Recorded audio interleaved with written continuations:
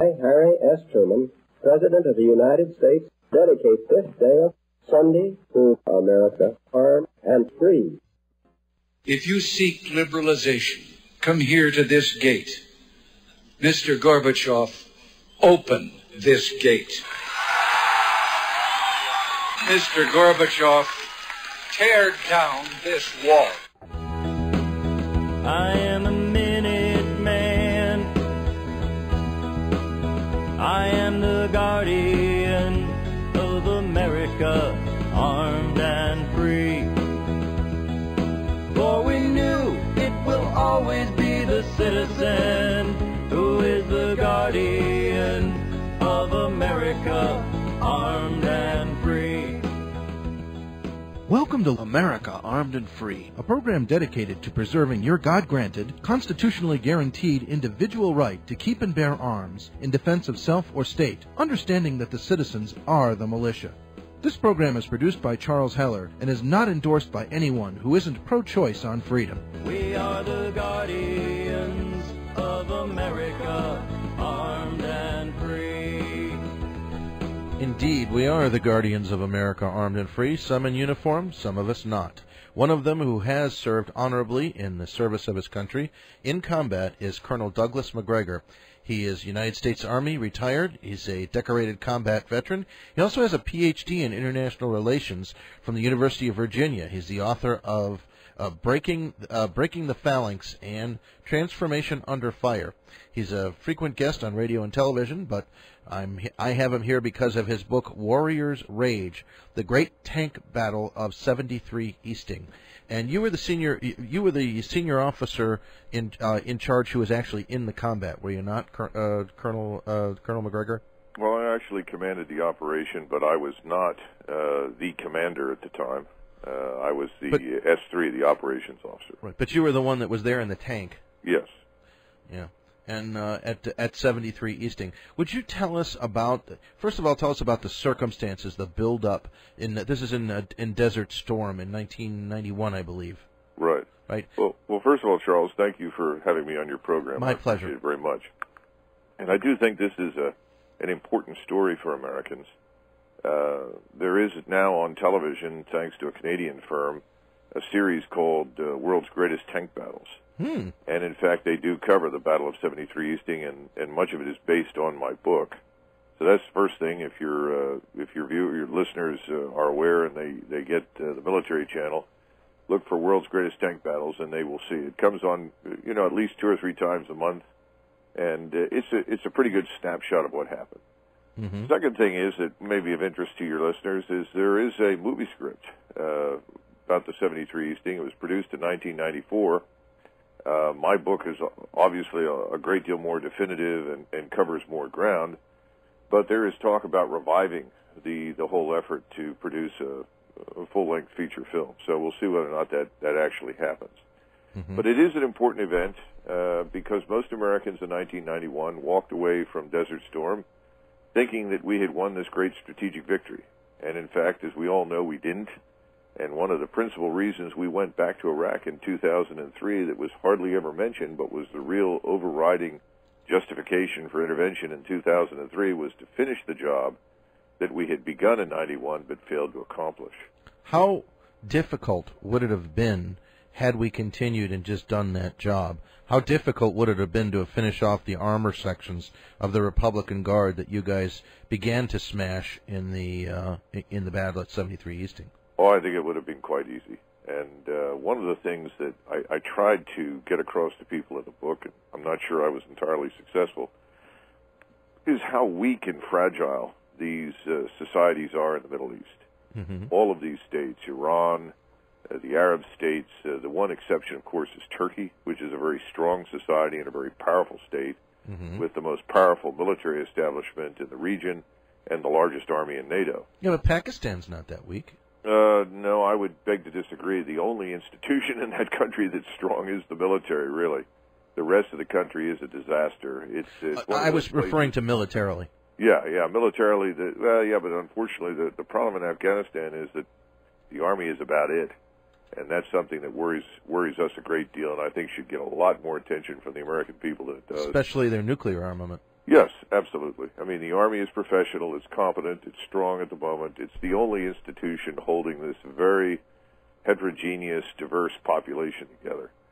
But to get back to the book, your readers or your listeners will remember that a decision was made by President George Bush to eject Saddam Hussein's forces from Kuwait, which he had occupied. Mm-hmm. And we won't go into great detail about how this came about. There were lots of misunderstandings. Ambassador Glaspie had conveyed the impression to Saddam Hussein that if they decided to intervene in Kuwait over the issue of oil, that we would not object, frankly. How she ever reached that particular conclusion and why the State Department allowed that to happen is hard to imagine today. But quite frankly, Saddam Hussein, up until he intervened in Kuwait, had acted as a partner for the United States in the region because he was seen as a bulwark of defense against Khomeiniist Iran. He changed that condition very rapidly, and the decision was made then to commit forces to the defense of Saudi Arabia, ultimately to eject him from Kuwait.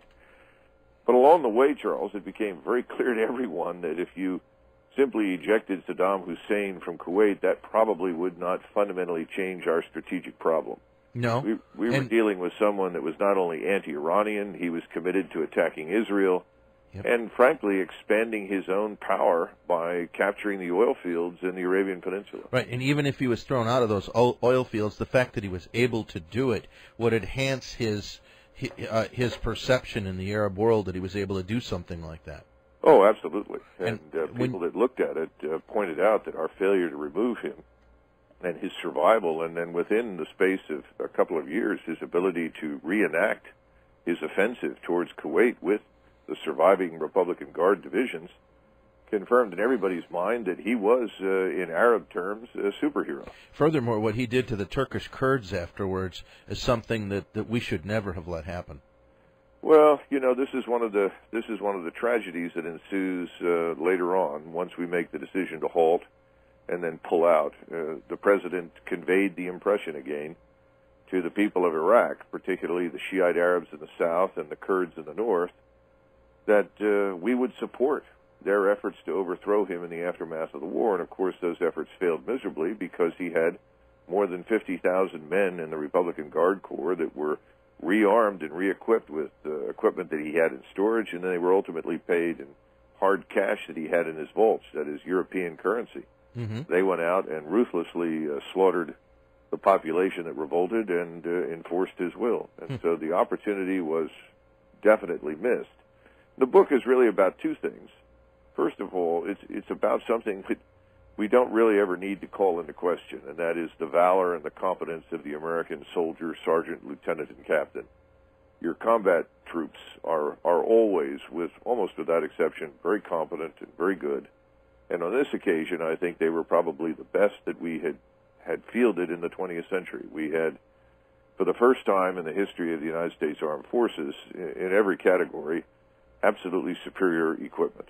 This was not a case of showing up with Shermans and facing vastly superior German troops. Tiger tanks, yeah. Yeah, this was a case of very well armed, very well equipped, very well trained troops. Unfortunately, we were not led by the same kinds of people that led us in 1944 after we landed at Normandy and across Europe. We were being led by people who were ultimately bureaucrats in uniform, people who had served most of their lives in peacetime, and unfortunately in many key positions at the very top. General Schwarzkopf, General Powell are good examples, but probably the best is General Freddie Franks, who was the Corps commander. These were Vietnam veterans, and their experience in Vietnam was horrific. They were permanently traumatized by that experience, and when they looked at American soldiers and they looked at American formations, they could not see past the Vietnam experience. They didn't understand that this was not a group of unhappy draftees, citizen soldiers pressed into service. These were professional combat soldiers. They were quite happy to be there. They were delighted to fight, and they wanted to be decisive. They wanted to fight, get it over with, and go home. And they were prevented from doing so by the chain of command. And I don't think President Bush ever understood what actually happened on the ground in Iraq. I don't think he was ever really told the truth. And so the decisions that occur with in the space of a few hours at the end after 3 or 4 days of fighting were bad decisions. And that decision was to essentially halt, declare a ceasefire, and allow this regime to survive that should never have survived. After 100 hours, I believe, was the phrase. But the question is, did we have the mandate from the other nations that were participating with us to continue on and finish the job? Or if we'd done that, would President Bush have been looked at as a pariah in the world for finishing off Saddam when the only mandate he had was to throw Saddam out of Kuwait? Well, that's an important question, and I would answer it in two ways. I would point out that victory has a way of winning over friends all its own. I mean, Napoleon Bonaparte found that out, and Clausewitz codified it in his work on war, where, he made it clear. If you win a great and powerful victory, you have lots of friends. And if you don't, you have lots of detractors. Yeah, but I'm not sure that the end... Winning decisively, I think, is something that we should have done, regardless of the naysayers, because, quite frankly, everybody else who was with us almost shrank to insignificance. Then the second thing I would point out is the sort of Russian or Soviet observation about us during World War II. The Soviets were utterly stunned that we wasted any time paying attention to the British. In September 1944, we had 63 divisions on the ground in France. The British had 18, yet we continued to behave as though the British were full and equal partners. They were absolutely not. We had the preponderance of the 15,000 aircraft and the millions of troops on the ground, and we should have done what we thought then was appropriate, as Patton argued, which was to go straight across the Rhine and straight to Berlin as quickly as possible. And instead, your listeners undoubtedly are familiar with the foolishness that went on with this broad front advance, the nonsense with Market Garden, all of which was designed to essentially make the British feel good as equal partners when they were not equal. Interesting. So my point is, if you're in charge, you have the preponderance of power, exercise it. And we didn't, and we paid a terrible price for it. I would argue we're still paying for it today in Iraq. Yeah, I would like to update this, and it's not the topic of your book, and this may have to be answered on two halves of the break, but do you think that what we should have done when we had to go back to Iraq was to knock down the government or get rid of Hussein, use the government that was already in place that could be trusted, set it up and gotten out of there, as opposed to the length of time that we were in Iraq for the occupation?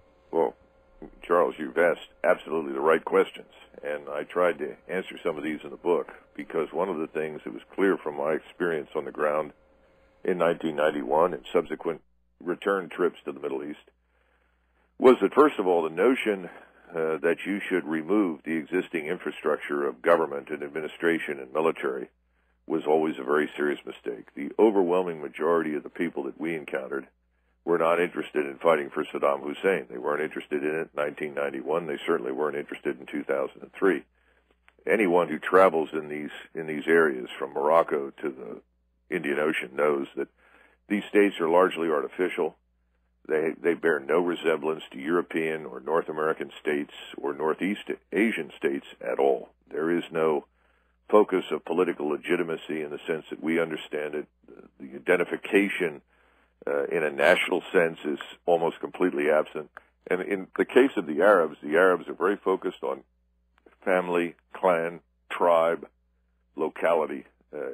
All politics in that part of the world is extremely local. Extremely local. And so the point is, no, we didn't need to do that. We didn't need to do it in 1991. And as I point out in the book at the very beginning, I'm flying into Tampa, where Secretary Rumsfeld had sent me to talk with General Tommy Franks, and I was reflecting on something that happened on the night of the 26th of February, after we had effectively broken the enemy and had been halted and no longer allowed to advance. And Colonel Macgregor, can we do that on the other side of the break? Oh, sure, absolutely. All right, we're already over for it, and you're so fascinating. We're gonna end up with two breaks back to back if we don't. Stand by for just a little bit. Thanks.